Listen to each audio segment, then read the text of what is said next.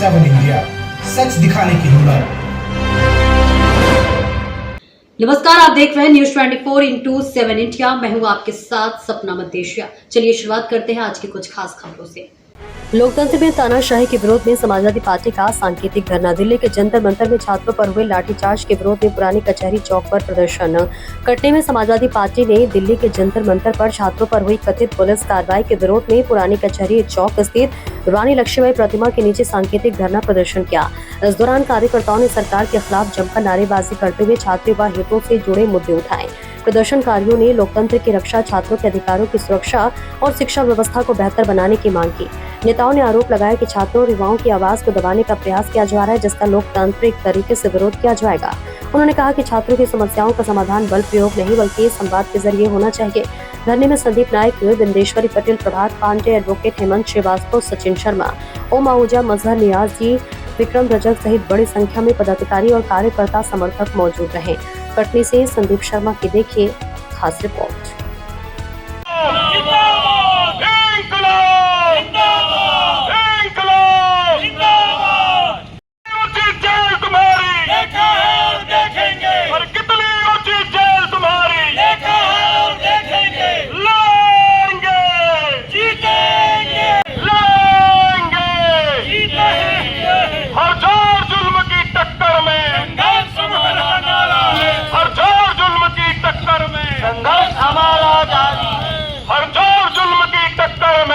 हमारे आंदोलन में सहभागिता निभाने के लिए स्वयं अपनी इच्छा से एक बच्ची आई हुई है, हमारी बिटिया आई हुई है, जो इस आंदोलन के समर्थन में आई है, अपने अधिकारों की बात करना चाहती है। तो मैं चाहूँगा कि शकील भाई थोड़ा बच्ची से बात करें और इनकी बातों को आगे तक पहुँचाएं। ग्रेजुएट हूँ from university of Allahabad Prayagraj, और अभी इस समय जो नीट का हमारे लीक पेपर होते हैं, और सिर्फ नीट ही नहीं, एजुकेशन सिस्टम पूरा करप्ट हो चुका है। इसमें एसएससी, पीएचडी के बहुत सारी यूनिवर्सिटीज़ हैं जो बहुत ज़्यादा अंदर करप्ट हो चुकी हैं। बहुत ज़्यादा अलग अलग रिजर्वेशन के बेसिस पर ही वो एडमिशन देते हैं, और हम लोगों के मार्क्स भी अगर बहुत हाई आ रहे होते हैं तो वो इंटरव्यू में हम लोग को पीछे कर देते हैं। ऐसे बहुत बार हो चुका है। और जो 20 जुलाई को जो दिल्ली में हुआ, उसे देखकर मेरे जो है अंदर खून खौल रहा था। इसके लिए मुझे ये लगता है कि पुलिस को लाठीचार्ज नहीं करनी थी, वो पीसफुली प्रोटेस्ट कर रहे थे बस, और उनकी यही मांग थी कि एजुकेशन सिस्टम में कुछ सुधार आए।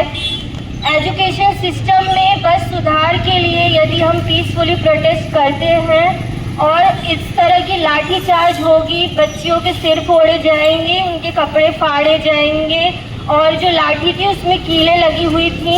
एक बच्चे की आंख फूट गई है, उसकी पूरी बॉडी में कीलें हैं और वो अभी भर्ती है। उसकी आंख में अब एक आंख पूरी चली ही गई है। एक लड़की की मौत हो चुकी है उस लाठीचार्ज में, और ये बहुत ही निंदनीय कार्य है। इसका पूरा इंटरनेशनल मीडिया कवर कर रहा है, भारत की पूरी थू-थू हो रही है। और मैं ये कहना चाहती हूँ कि कोई भी जो हमारी जितनी भी बीएनएस की धाराएं हैं पुलिस एक्शन की, उसमें ये कहीं नहीं लिखा है कि पीसफुली प्रोटेस्ट करते हुए लाठीचार्ज किया जाएगा।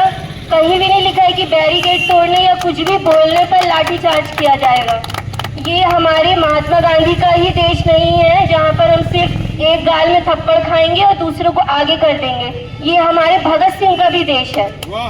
हम यहाँ पर अपनी बात भी कहेंगे और हम अपना न्याय भी मांगेंगे। मैं इसलिए यहाँ पर आई हूँ क्योंकि हम बहुत ही पिछले समय से कुछ नहीं बोल रहे थे स्टूडेंट्स। हम लोग सिंपली लाइब्रेरी में जाते थे, हम लोग पढ़ाई करते थे। मैं खुद KG 1 से मेरे पास सारे रिजल्ट हैं। मैं 12th तक टॉपर हूँ। Barclay girls Hindi medium school में मैंने अपनी पूरी शिक्षा ग्रहण की है। आप चाहे तो वहाँ पूछ सकते हैं। मेरा स्कूल में हमेशा फर्स्ट रैंक आया है। मैं हमेशा अपने टीचर्स की बहुत रिस्पेक्ट की है, उनको गुरु माना है, और मैंने हमेशा अच्छे से पढ़ाई की है। इलाहाबाद यूनिवर्सिटी में मैंने अपने दम पर CUET क्लियर किया।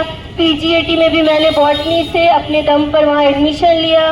इसके बाद हम PhD की तैयारी कर रहे हैं, और भी बहुत सारी चीज़ें हैं। बहुत आगे जाने पर आप देखते हैं कि एजुकेशन सिस्टम बहुत ज़्यादा करप्ट हो चुका है, और सबसे बड़ी बात ये है कि जब स्कूल में जो बच्चे पढ़ रहे होते हैं, कॉलेज में जो बच्चे पढ़ रहे होते हैं, उनसे फीस तो ले ली जाती है, लेकिन जब उनके लिए बोलने की बारी आती है तो कोई स्कूल कॉलेज सामने नहीं आता है।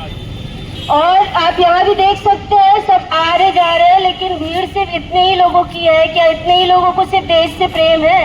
क्या उनका खून नहीं खौलता है कि उनके बच्चे जब आगे जाकर पढ़ेंगे?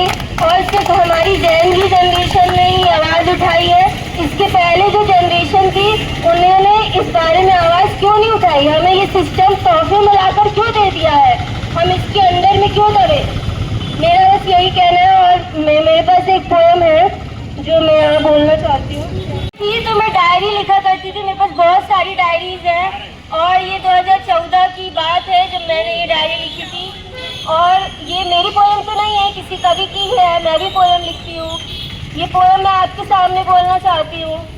जिस तट पर प्यास बुझाने से अपमान प्यास का होता हो, जिस तट पर प्यास बुझाने से अपमान प्यास का होता हो, उस तट पर प्यास बुझाने से प्यासा मर जाना बेहतर है।